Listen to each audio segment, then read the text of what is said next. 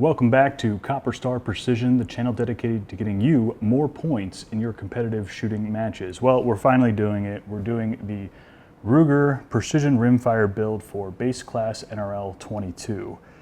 So let's do a quick safety check, bolt back, no magazine, visually inspect, feel down in the chamber, nothing there. There's no ammunition in this gun. This gun is clear. There's no ammunition on the table or in this room. So let's see. What do we get for a $600 MSRP rifle? Well, we get an 18.5-inch threaded barrel, threaded 1/2x28. We have an M-lock aluminum foreguard here. We've got the bolt, which if I remove, actually has the option to change the length of pull. So you can take out this C-clip back here and essentially turn this into a long throw bolt, similar to your Ruger Precision rifle or centerfire rifle if you want to use this as a trainer for some of the centerfire stuff. We have a integrated 30 MOA or about 9 mil Picatinny rail on top for mounting optics. We've got an AR style grip. We have a 2-stage trigger with a safety. We have an ambidextrous safety, much like an AR fire control group. And we have a adjustable length of pull and cheek piece that is quick adjustable. So that's the rifle in a nutshell.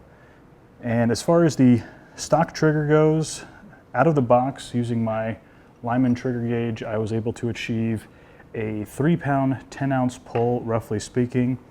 What's nice about this rifle is that right here in the buttstock, if you remove this plastic piece by pulling these two clips and removing that, inside here you will find a Allen key, which can be used to then adjust the trigger without having to take the upper receiver out of the lower receiver. You'll just use that Allen key, go straight in here, make your adjustments.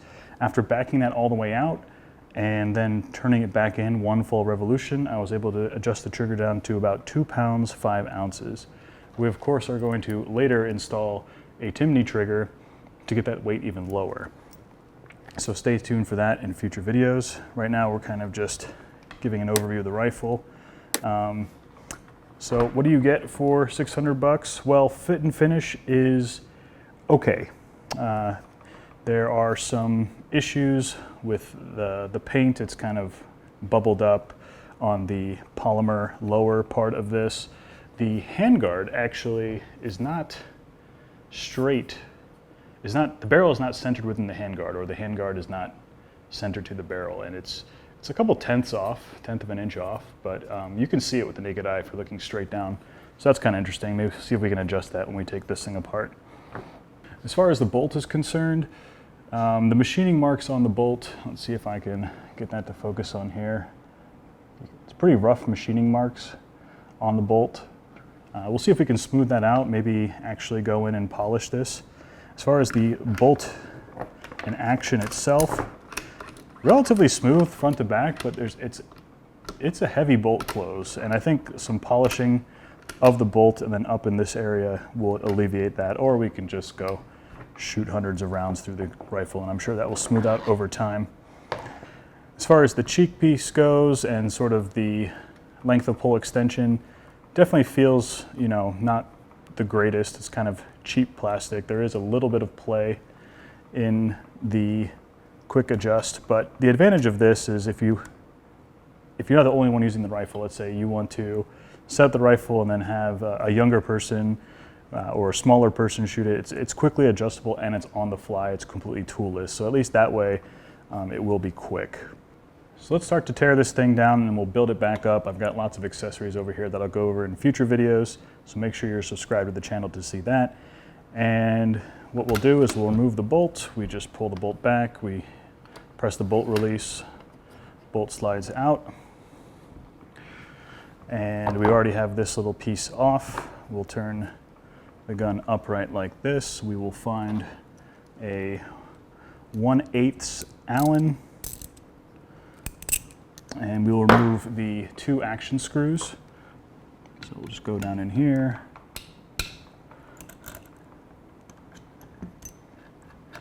Break that one loose. So the shorter one goes in the front, pretty standard. The one in the back is a little longer.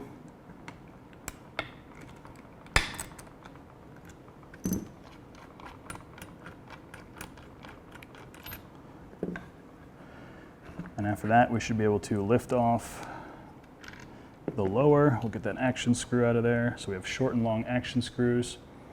And taking a closer look at sort of the lower receiver, if you will, inside here, you're going to see the safety connection. If I can catch that right there, the safety.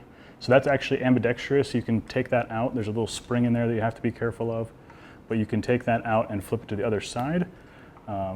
If you prefer to have it on the other side, I think most right-handed shooters and people who are familiar with ARs are used to having it on this side. So we'll leave that in there as it is. And then some other things to note here.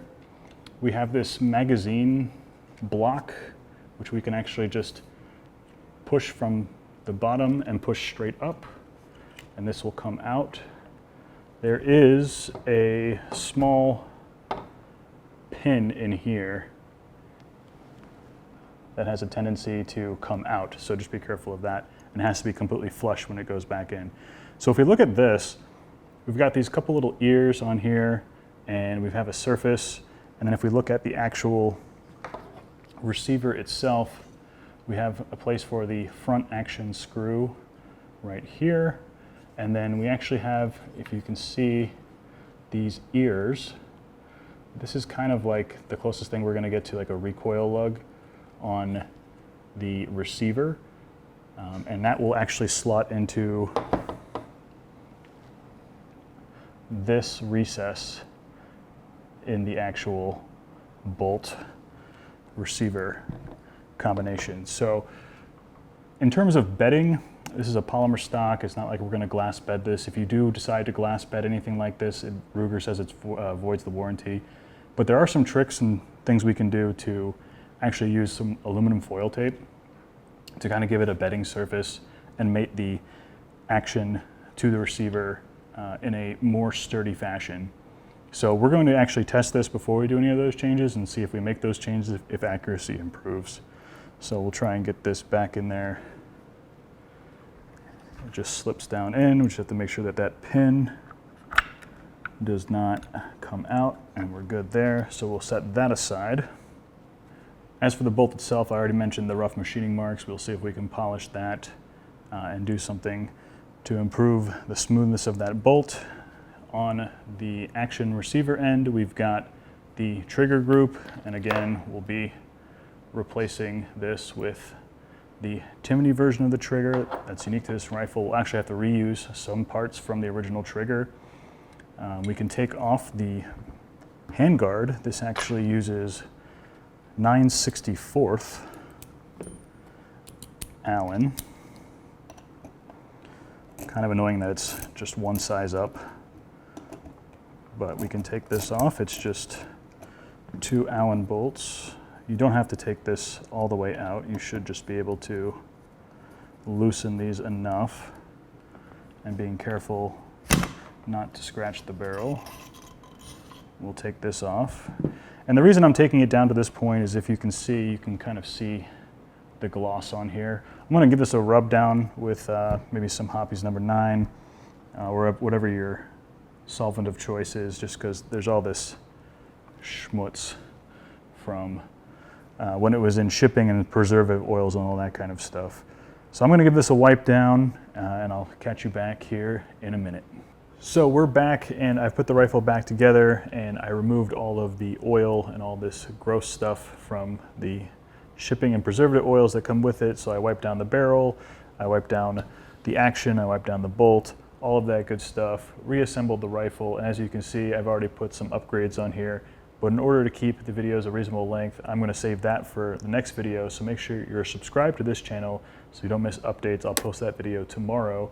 I'll also create a playlist where we'll cover all of the upgrades to the Ruger Precision Rimfire rifle.